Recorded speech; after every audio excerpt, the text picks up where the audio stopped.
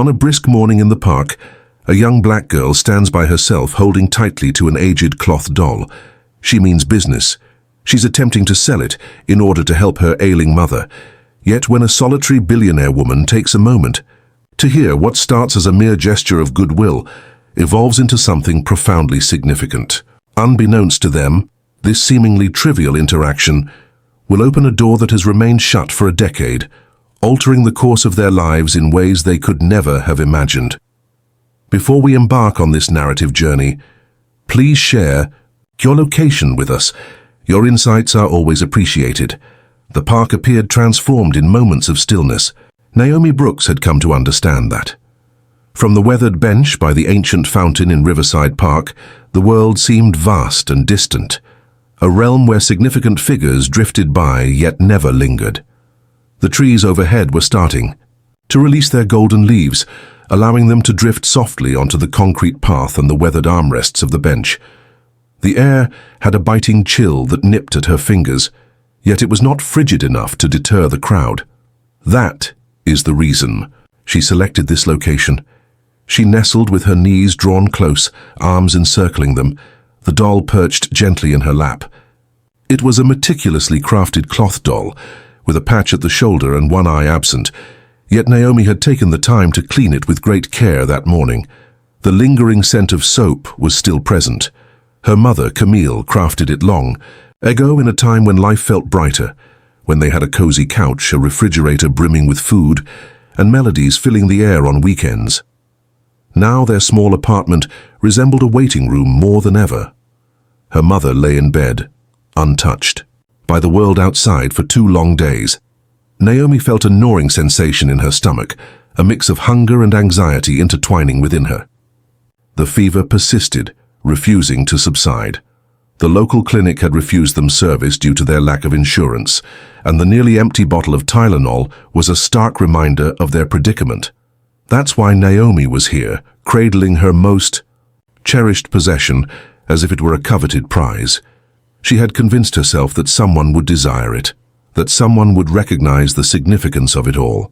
Yet, after almost an hour, her voice seemed to diminish with every effort she made. "Are you interested in purchasing this doll?" A woman in running shoes was asked by her. The woman continued on her path, unwavering. The majority did not. A few offered polite smiles. Others looked at her as if she were a mere shadow. Naomi persisted, her breath escaping in delicate wisps of white. She remained composed. She had vowed to herself that she wouldn't. Then emerged the echo of measured, purposeful footsteps, stilettos striking the pavement. Naomi glanced upward, her heart racing. The woman approaching her stood out from the rest. She took her time. She strolled with an ease that suggested she had never known the rush of time. Naomi's attention was immediately drawn to her coat, a luxurious tan wool that exuded thickness and elegance. She wore leather gloves, and her silver hair was sleek and neatly pulled back. She resembled the women featured in the magazines Naomi occasionally browsed at the laundromat, the ones who always appeared poised in front of private jets or delivering speeches behind polished glass podiums. Naomi rose to her feet. Her voice quivered slightly, yet she persevered. "Excuse me, Mom," she said, presenting the doll with both hands. "Are you interested in purchasing this? There isn't a fixed rate established." The woman eased her pace, her brows knitting together just a touch. "May I ask what your name is? Is that you, Naomi?" The woman looked at the doll, then shifted her gaze to the girl. "What prompts you to sell it, Naomi?" Naomi paused, uncertainty flickering in her mind. She gazed at the doll cradled in her hands, then lifted her eyes once more. "My mother is quite unwell. I must obtain her medication. It's the sole possession I hold that could pique someone's interest." The response lingered in the cool atmosphere. Leaves twirled gracefully around their feet. Evelyn Whitmore gazed intently at the doll. Her fingers buzzed with sensation within the confines of her gloves. In an instant, the park faded away, supplanted by a memory so striking it almost took her breath away. A gentle laugh. A young girl dressed in pink overalls holds onto a doll that looks just like her. Emily, her child, absent for almost 10 years. Evelyn felt a constriction in her throat. She blinked vigorously. Silently, she delved into her handbag and retrieved a neatly folded stack of bills. Countless, far beyond what Naomi had ever witnessed in a single location. She extended it forward. Naomi's hands quivered as she grasped it. "This is overwhelming," she murmured, her eyes wide with disbelief. "No," the woman responded gently. "It certainly isn't." Naomi hesitated for a moment before extending the doll forward. Her fingers hesitated for a moment, extending the touch just beyond necessity. "Thank you," she whispered, her voice trembling. "Truly." Then she pivoted and dashed away, not from fear, but from a sense of urgency, heading toward the line of buildings. That bordered the park, where her mother awaited. Evelyn remained motionless, caught in a moment of stillness. The doll seemed oddly weighty in her grasp. She maintained her gaze unwavering, even as Naomi vanished beyond the entrance of the dilapidated apartment complex. Her driver glided in silently from afar, poised for direction. Evelyn remained still, not turning. Her voice carried a gentle strength. "Track her movements. I would like to find out her residence." The driver offered a brief nod before making his way to the car. Evelyn cast her gaze upon the doll once more. She had not laid a finger on anything that was Emily's for almost a decade, and yet there it was, surprising and unwelcome, gazing back at her from the grasp of an unfamiliar person. Something was unfolding. She was unaware of what it truly was, but it resonated like the dawn of an emotion she had long suppressed. The vehicle glided gently along the periphery of the community, a weathered row of brick structures holding onto their grace as the passage of time and disregard encroached upon them. Evelyn Whitmore remained motionless in the back seat. The doll perched delicately in her lap. Her words were few. There was no necessity. Her chauffeur understood well enough not to probe into her moments of quietude. Her gaze remained fixed on the pavement, tracking the tiny silhouette that had just vanished into one of the structures. Evelyn had navigated through neighborhoods like this for years, windows sealed, schedule packed, mind at ease, yet this time carried a different weight. "Stop the car here," she instructed. The structure towered over them, standing 4 stories high, its paint peeling, rails corroded, and mailboxes stuffed with crumpled papers. Evelyn emerged, the crisp air caressing her cheeks, the doll clutched tightly in her grasp. Within the confines, the atmosphere shifted. The corridor carried a subtle scent of dampness and prepared grains. A dog barked from behind a shut door. A heated discussion in Spanish echoed from the 3rd floor. Evelyn was out of place, and it was evident to all. Shiny boots echoed on the old linoleum, a hint of luxury perfume slicing through the musty atmosphere, yet she chose not to engage. She ascended the stairs with deliberate slowness, pursuing an elusive sensation that defied definition. Perhaps it was a sense of wonder, perhaps a feeling of remorse, or perhaps it was simply the recollection of a child's soft voice whispering, "It's the only thing I possess that someone might desire." She paused at the 4th floor landing. From behind a door to her left, a sound reached her ears. Naomi's voice, quick and delicate. "Mom, I have the money. I assure you we can go now. We just need to—" "Mother?" Evelyn rapped on the door, assertive yet gentle. A moment of stillness. Suddenly the door creaked open a mere inch. Naomi gazed through with eyes full of wonder. She stood still. "It's you," she murmured. Evelyn offered a gentle nod. "May I enter?" Naomi paused, uncertainty flickering in her eyes. She cast a fleeting look back over her shoulder. "I'm not sure. Mama isn't feeling well." "Allow me to assist," Evelyn offered softly. Yet another moment of stillness. Naomi gently pushed the door open. The apartment fell short of Evelyn's expectations in size. Only 2 rooms, a kitchen that served as a living area and a bedroom concealed by a curtain. The floors gleamed and everything was organized, yet there was a sense of weariness in the air. Evelyn entered the room, her gaze sweeping over the worn countertop, the neatly folded laundry draped over a chair, the solitary bookshelf crammed with library paperbacks and faded photo frames, and on the mattress, partially concealed by a blanket, rested a woman. In her mid-30s, she radiates beauty, even when weariness clings to her. Her skin shimmered with perspiration, eyes shut, lips devoid of color. Naomi whispered, "That's my mom, Camille." She seemed well just 2 days prior, but then the fever returned. Evelyn approached with care, gracefully settling down beside the mattress. She extended her hand and brushed against Camille's wrist. The warmth took her by surprise. "She requires a doctor," Evelyn stated without hesitation. Naomi cast her gaze downward. "We made an effort. They refused to accept us without coverage." Evelyn acted without a moment's pause. She rose and retrieved her phone from the pocket of her coat. "Hello, Dr. Vassell. This is Evelyn Whitmore speaking. Please meet me at a location in East Harlem." "Indeed." "At once." She glanced over at Naomi. "Go retrieve her identification and gather any medication bottles you can locate, swiftly."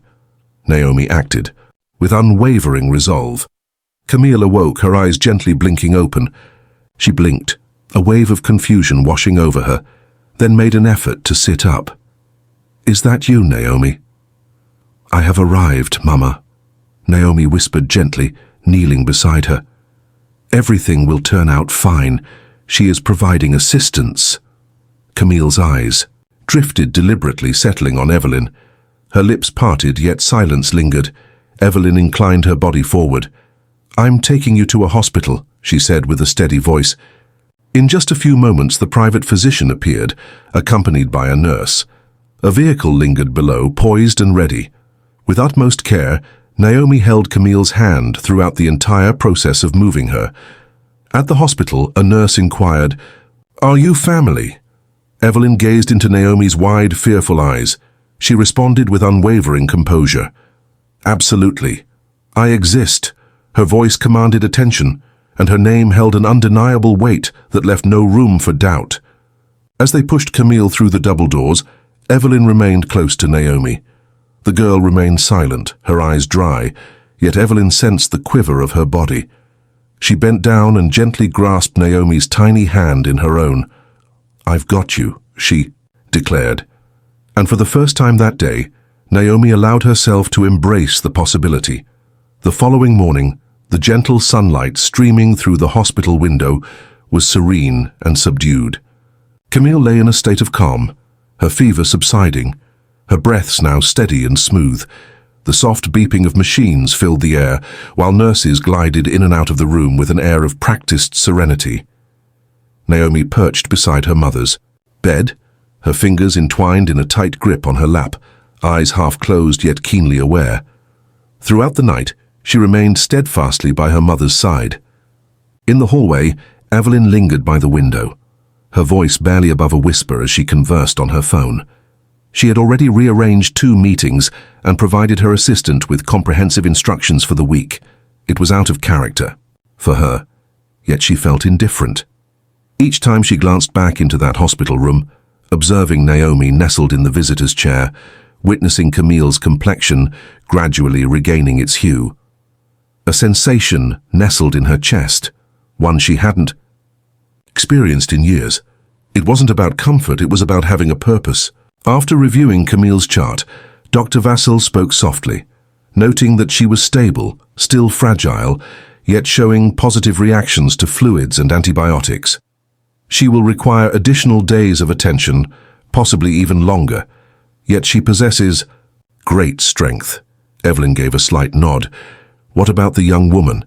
The physician cast a fleeting look at Naomi through the pain. "She's doing well, weary, most likely terrified beyond measure." Evelyn chose silence, turning away as she stepped back into the room. Naomi's gaze shot upward without hesitation. "She's all right," Evelyn said softly. Naomi's shoulders sagged, just a bit. "Is it possible for us to remain here?" "For the time being," Evelyn responded. "Yet the hospital does not feel like a home." Naomi appeared perplexed. "We have no other place to turn." Evelyn hesitated. She lowered herself, engaging in a direct gaze. "You'll join me, if only for a brief moment." "Until your mother." "Fair's on the mend." Naomi's eyes fluttered momentarily. "Hold on, Evelyn mentioned her house. Rest assured, you will find safety in that place." Naomi gazed at her mother, serene in her unconscious state, then shifted her attention to Evelyn, finally offering a single nod. The sun hung low in the sky as the sleek black car glided into the circular driveway of Evelyn's estate.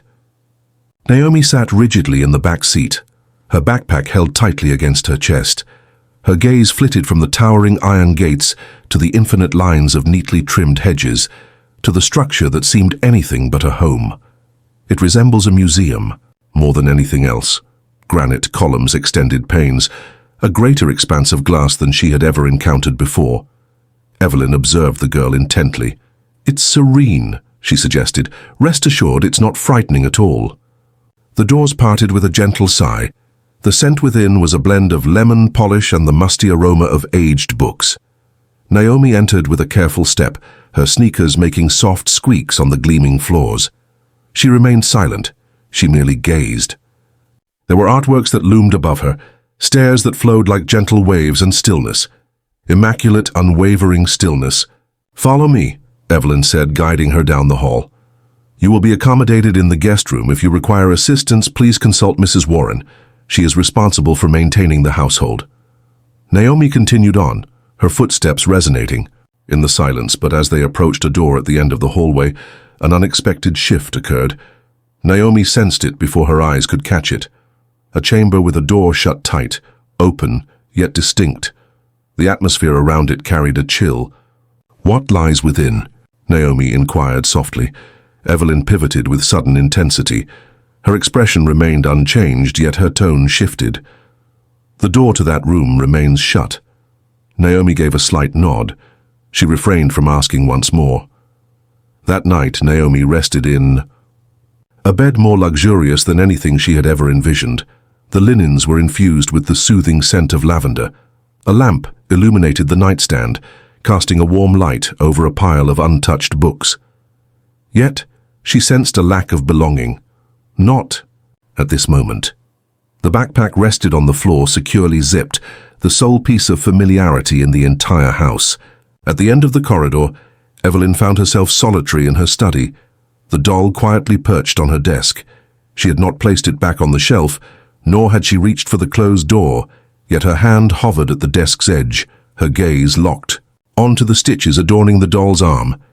The past seemed to have slipped back into her life, subtly and silently, as if it were a whisper in the night, and it had accompanied someone on its journey.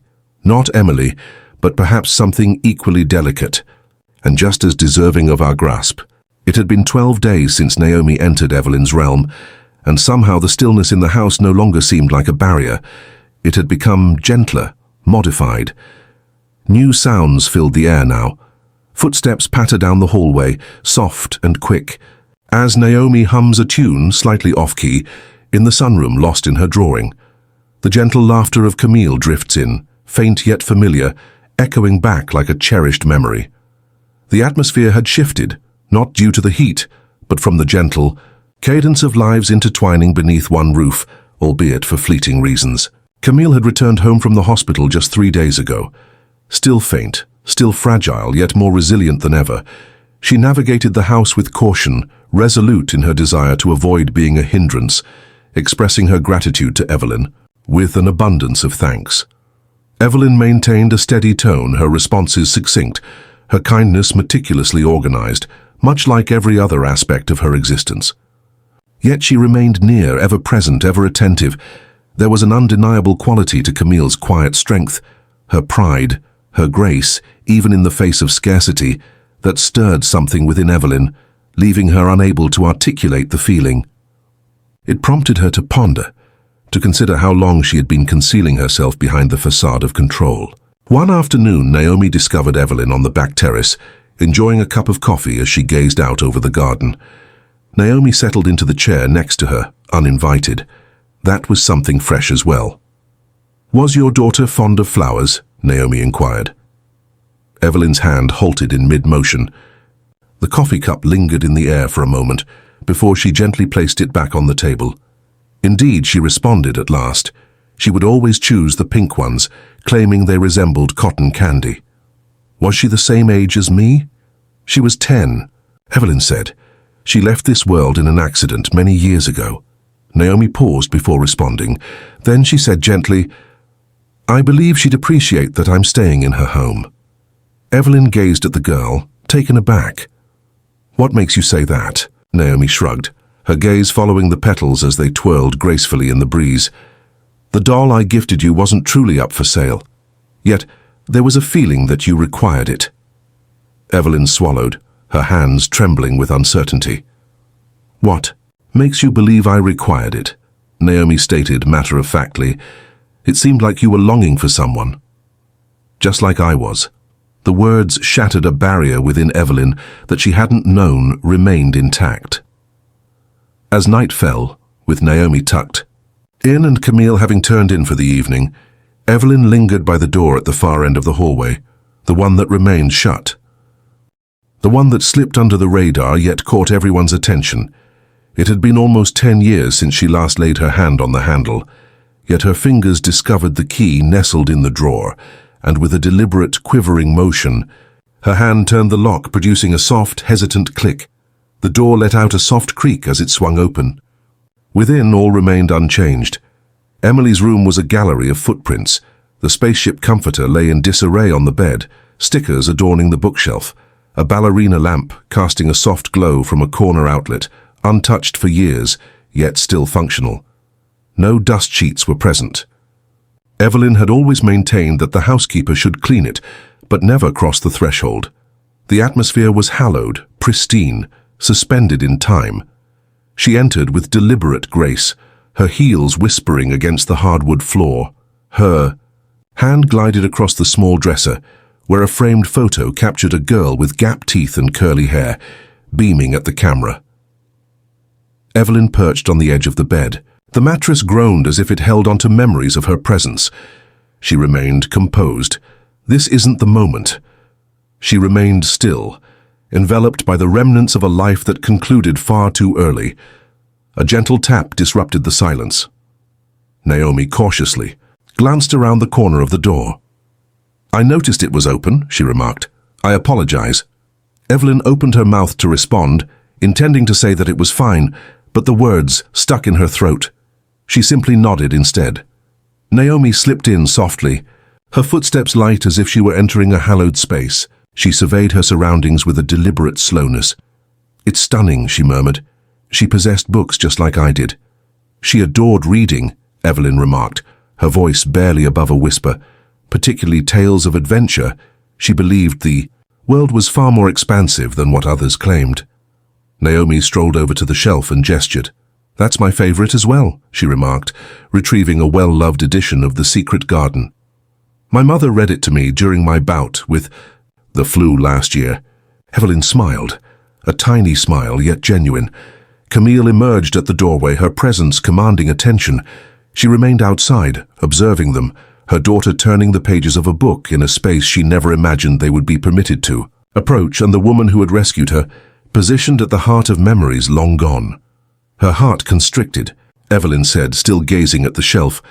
"I used to believe that keeping that door shut was the only way to honor her memory, but perhaps remembering her doesn't require me to remain stagnant." Camille gave a slight nod. "Your choice to let us in, even when you didn't have to, carries significance." Evelyn raised her gaze. "You're no longer guests," Camille blinked. "Not to me," Evelyn remarked. Silence enveloped the room, yet an unspoken connection emerged, a collective awareness, a fresh cadence taking hold. Three individuals intertwined by sorrow, resilience, and an unspoken bond, neither sympathy nor benevolence. Connection. Spring made its entrance with a serene assurance. The trees bordering the estate erupted into a vibrant bloom seemingly in an instant, showering white petals along the garden paths that Naomi had memorized with ease. Camille strolled along those familiar paths each morning, her vitality growing with each passing day. She had transformed, no longer resembling the woman who had almost been lost beneath the layers of hospital blankets. She held herself upright, walked with purpose, and her essence was firmly grounded. Once more she prepared a meal and tidied up, despite Evelyn's long-standing assertion that it was all superfluous. For Camille, it transcended gratitude. It was fundamentally about dignity. Within the confines of the house, the transformation was even more apparent. Naomi's artwork now adorned the refrigerator. Her backpack consistently rested beside the front door, adjacent to Evelyn's umbrella stand. She rambled endlessly about school, science fairs, and a turtle she was eager to persuade anyone to take in. In the evenings after dinner, it was common to see the three of them gathered in the sunroom. Naomi was often curled up on the couch with a book, while Camille sipped tea and worked on a laptop that Evelyn had discreetly purchased for her. Evelyn, meanwhile, observed them both, her expression reflecting a warmth that would have seemed unfamiliar just a few months prior. Satisfaction, more than mere relief, more than simple kindness. Satisfaction. One morning, as they lounged on the back terrace, it was Camille who initiated the conversation. Naomi found herself at school, where the garden lay in serene stillness, punctuated only by the gentle melodies of birdsong. Camille pondered aloud. I desire to engage in meaningful work once more, not merely to feel a sense of purpose, but to contribute positively to others. Evelyn cradled her coffee mug in her hands. To whom? Camille gazed at her with a serene confidence. To those of us who feel overlooked, who long for that one voice to acknowledge our existence, to simply say, I see you. She hesitated. You accomplished that on my behalf. Now I wish to extend this to others. Evelyn paused before replying, her expression revealing no hint of surprise. Later that week, she reached out to an old contact, followed by another call.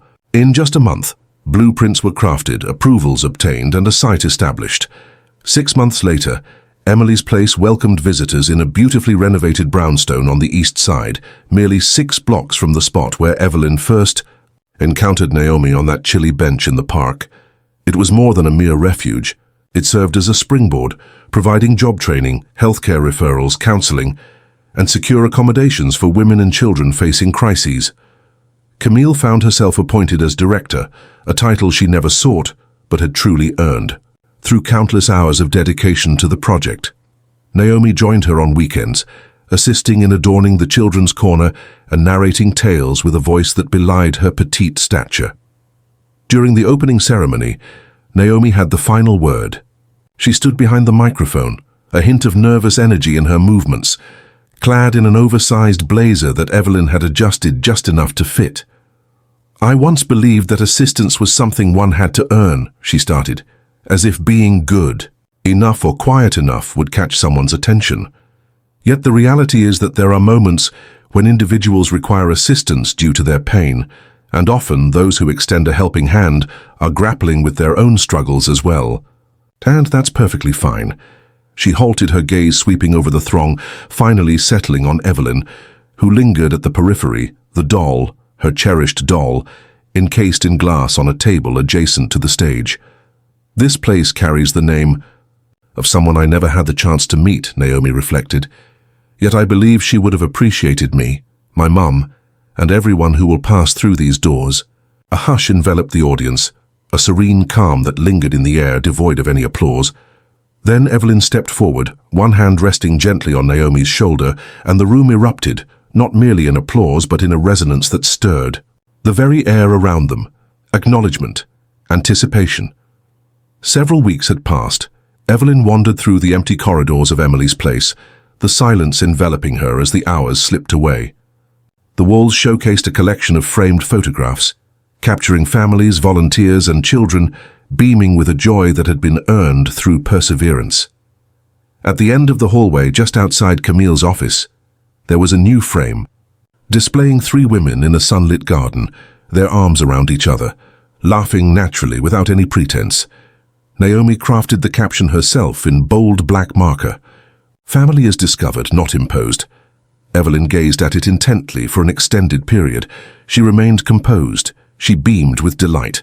For the first time in a decade, she genuinely experienced the warmth of belonging.